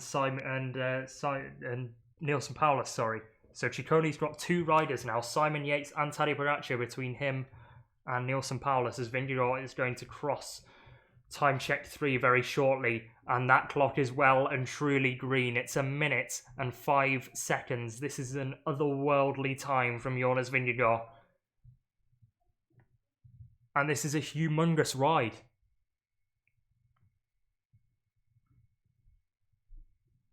Pogacar's got 100% in the general classification in 2023. Sepp Kuss is going to cross the line 49 seconds down in 10th place for the Jumbo-Visma Domestique. He started the day 55 seconds ahead of Peo Bilbao. so will retain his 6th spot in the general classification. Jonas Vingegaard then 1 minute and 5 ahead of Tadej Pogacar and 1 minute and 50 seconds into Wout Van Aert at time check 3. We're about to have a team radio through from Jumbo-Visma to Jonas Vingegaard. Unfortunately, I don't know what they are saying, however, because they've not got the text up on the screen, which isn't very useful. Either way, let's see what Vingegaard did to that. Did he overhaul Ciccone even? No, he puts himself between Ciccone and Paulus, so Ciccone is gaining plenty of King of the Mountains points. He climbed the Côte de Domoncy quicker than Jonas Vingegaard, who is 1 minute and 5 seconds ahead of Tadej Pogacar on the road at the moment. And this is a ridiculous statement of intent by Jumbo-Visma, and it's going to leave Pogacar with plenty to do.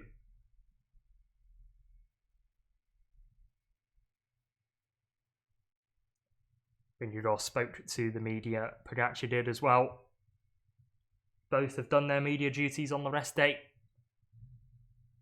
But Pogacar in his Slovenian branded helmet, of course, can't wear the Slovenian national time trial champions colours because he's in the white jersey. But it's very odd to see the times of the 24-year-old all red across the board. Time check 1 down, time check 2 down, time check 3 also down.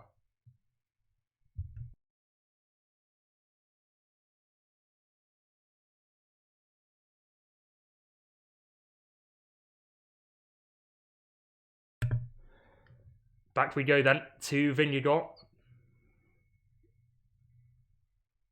And once again, he just keeps gaining on Pogacar.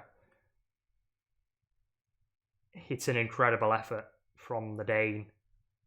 And this looks to be him stamping his authority on the race. He's got 1 minute and 24 on Pogacar as he goes under the 2 kilometres to go, Banner. I tell you what, if he keeps going at this pace, he could be able to see his main rival up ahead of him. And this is an occurrence that I don't think anybody was expecting. Hindley, though, is struggling on this time trial. Hindley's shipping time, 20th overall at the moment. Will he drop even further? He's done across the line, 1 minute and 46 down in 20th position, Jai Hindley. Which isn't so good. He's not going to lose any positions on GC, but I think he's going to remain 5th because he's got 58 seconds of a deficit to Adam Yates. And is even further behind Carlos Rodriguez. Yates, though, is about to cross the line himself. He looks to have pushed today and crosses the line 21 seconds down in 5th position. So all eyes will flick to the Spaniard Carlos Rodriguez on Ineos Grenadiers. If he finishes anything lower than 40 seconds down on the time of Wout Van Aert, then Adam Yates jumps into 3rd position, and he might be required if he's in 3rd, because Vingegaard is putting time into Tadej Pogacar, who's got 1 kilometre of his effort left. Of course, he did the bike change. Vingegaard's stuck on the time trial bike, and is he almost in shot? He was almost in the same helicopter shot as he's flying up the road at the moment. Once again, he's going to gain because it's on a false flat section and not on the steep 11, 10, 9 percentages of the Côte de Domoncy. So Vingegaard should be able to gain even more time in that aero position. He goes under 1 kilometre to go now, and we're going to see the time of Tadej Pogacar come through first. Carlos Rodriguez, I think, will be the first of the top 3 to go through. Pogacar might see the Spaniard up the road in the Ineos Grenadiers kit. But that's not the battle he's looking at. He's looking at the man behind him on the road at the moment, and that man is Jonas Vingegaard.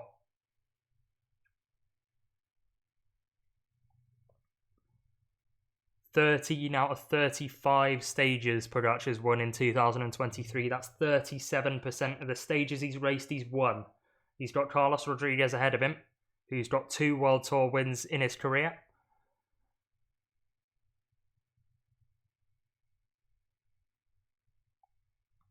of course, won stage 14 of this race and won stage 5 of the Tour of the Basque Country last year. Will he be able to hold Pogacar off, though? Pogacar goes through 250 metres to go now. Rodriguez has around 40 to 35 metres on the Slovenian. And this is going to be a nice carrot dangled in front of Tadej Pogacar. And I think he's going to be out of sight of Jonas Vingegaard coming to the line. Rodriguez, though, is battling to try and limit the damage to Adam Yates. He's 19 seconds ahead of him at the start of the day. Pogacar is going to cross the line, though, and it's going to be 1 minute and 12 seconds ahead of Wout Van Aert. But here is Jonas Vingegaard, who has 175 metres of his effort left. And the clock's going to tick down. It's 1 minute and 50 of an advantage already at the moment, but it's going to keep ticking towards Pogacar. But at the end of the day, the time is going to be for Vingegaard, and it's going to be a hefty one. Vingegaard crosses the line 1 minute and 38 seconds ahead of Tadej Pogacar, which means Vingegaard's going to lead GC by 1 minute and 48 seconds overall on Tadej Pogacar. A huge, huge ride from Vingegaard, who's doused in water. Van Aert takes off his cap, doffs his cap. He's not won the stage, but his teammate has, and he's proud of his Danish compadre. Jonas Vingegaard then wins stage 16. He probably is being told, but I'm sure he's too busy focusing on gaining that air back into himself. He looks like he's got a Ribena of some sort with him. You deserve that after an effort like his over 22 kilometres. But this is another hammer blow that the Dane has delivered to Tadej Pogacar. 1 minute and 48 seconds is now the Slovenians' deficit. And that's huge. Let's have a look at what Carlos Rodriguez did. I'll just scroll down so I can give you that time of the Spaniard. 3 minutes and 36 down. You compare that with Simon Yates. Not Simon Yates, actually. Adam Yates, who was 3 minutes and 12. So Carlos Rodriguez has lost 24 seconds, which means that Adam Yates goes into third overall. Vingegaard wins the stage then, 1 minute and 38 seconds ahead of Tadej Pogacar, 2 minutes and 51 ahead of Wout Van Aert, 2:55 to Bilbao in fourth, Simon Yates in fifth at 2:58, Cavagna sixth, Yates seventh, Adam, that is UAE team Emirates for Tadej Pogacar, and Matthias Skjelmose, not a bad job in eighth overall. Meanwhile, in the King of the Mountains battle, Giulio Ciccone has been the beneficiary of the day. He moves on to 63 points and distances himself from Nielsen Paulus, who I believe is now 4 points behind the Trek Segafredo, oh, not Trek Segafredo, little Trek nowadays rider. But that is stupendous from Jonas Vingegaard. That is an incredible effort that has changed the outlook of this tour. It is now, quite comfortably, I'd say, the 26-year-olds to lose, and Jumbo-Visma have this tour in control. He is going to go for the retention of his title in the next couple of stages with a greater advantage, a much greater advantage than what he went into today with. And he went into today quite drastically into Pogacar, who is going to be disappointed, you'd think. Second on the stage and over a minute ahead of Wout Van Aert is a superb performance. But when you've lost 1 minute and 38 to your GC rival, it's not going to go down well, I'm sure, in the UAE team bus. And there's going to be serious discussions of how they can gain 1 minute and 48 seconds on Jonas Vingegaard, because he can't do that through time bonuses now. And it's going to take something special for UAE. They're going to have to race aggressive, which is what we love to see. So Vingegaard wins the stage then, ahead of Tadej Pogacar, Wout Van Aert in third, Bilbao fourth, Simon Yates in fifth. Remy Cavagna, superb performance from him for Soudal Quickstep. Considering he's not a climber whatsoever, he's the only real time trialist, pure time trialist, and flat rider in this list. But he's 3 minutes and 6 behind Jonas Vingegaard. And that is the key battle everybody will be looking at now. Let's have a look at tomorrow's stage then. Just quickly, because we're counting down the days now. Unfortunately, I will not be live for tomorrow. But either way, it's going to be a massive day because it's the Queen Stage. What many are calling the Queen Stage. The Col de la Loze awaits, 28.1 kilometers long, 6% average. It's a HC climb, highest category. And before that, they go over the 16, the Rosalande, and the Longfoy. Category 1, Category 1, Category 2, all the Category 1s over 13 kilometers long, an average of around 5 to 6%. The Category 2, Côte de Longfoy, 6.6 kilometers, 7.5%. Bonus seconds will be given out at the top of the Col de la Loze, and then it's a short descent into Courchevel, a stage that Jonas Vingegaard has circled as one of his main stages to grab.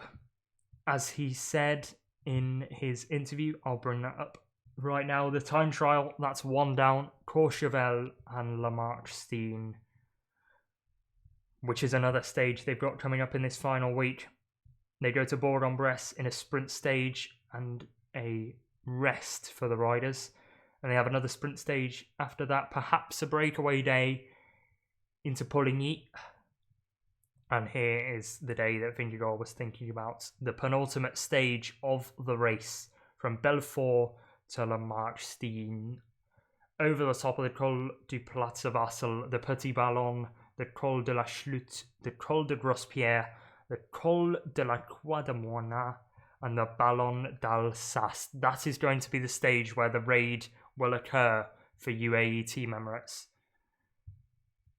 And that's where they've got to try it, and they're going to get desperate soon, you'd think, especially with the time that Vingegaard has put into Tadej Pogacar today. As a reminder to anybody who might have joined after the stream or after the stage had finished for a little bit of reaction, Jonas Vingegaard is your stage winner, and he has done so in dominant fashion for Jumbo-Visma. 1 minute and 38 seconds ahead of his main rival, Tadej Pogacar of Slovenia. The man from Tremenda couldn't comprehend what Jonas Vingegaard had to throw at him today. Van Aert in third, completing a Jumbo-Visma 1-3, 2 minutes and 51 seconds down to Jonas Vingegaard, who did the time trial in 32 minutes and 36 seconds. Humongous from Vingegaard. Bilbao fourth, 2 minutes and 55 seconds down. Simon Yates, 2:58 in fifth. Pogacar doesn't know what's hit him, but he does realise it's Jonas Vingegaard. A brief handshake shared between the two, a warm embrace between Vingegaard and Van Aert. Simon Yates in fifth, 2 minutes 58 down. Remy Cavagna sixth, great performance from him at 3 minutes and 6. Adam Yates in seventh at 3 minutes 12. Mathias Skjelmose at 8th, 3:21.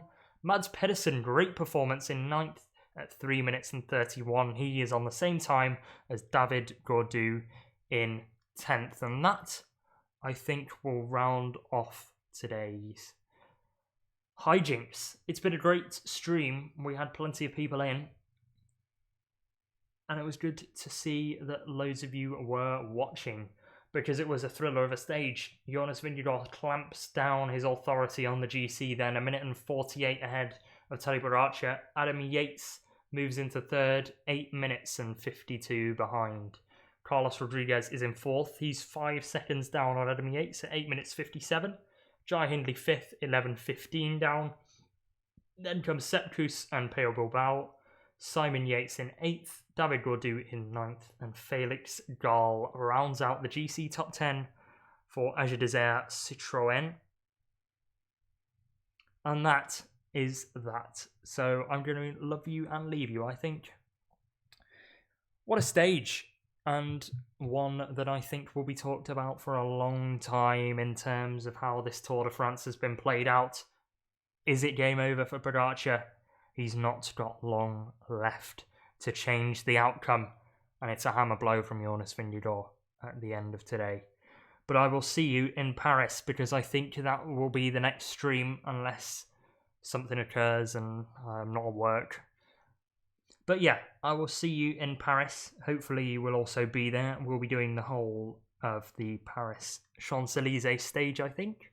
We'll just be reviewing the race as a whole, I think, before they go into the Champs-Élysées circuit, and then we will actually get on to commentating the serious business and its final chance for the likes of Jasper Philipsen and the other sprinters. But yeah, shock, I think, at the end of today is the main emotion. But yeah, I'll leave you to chew on that one. Have a great day, enjoy yourselves, stay safe, and goodbye. See you in Paris for stage 21.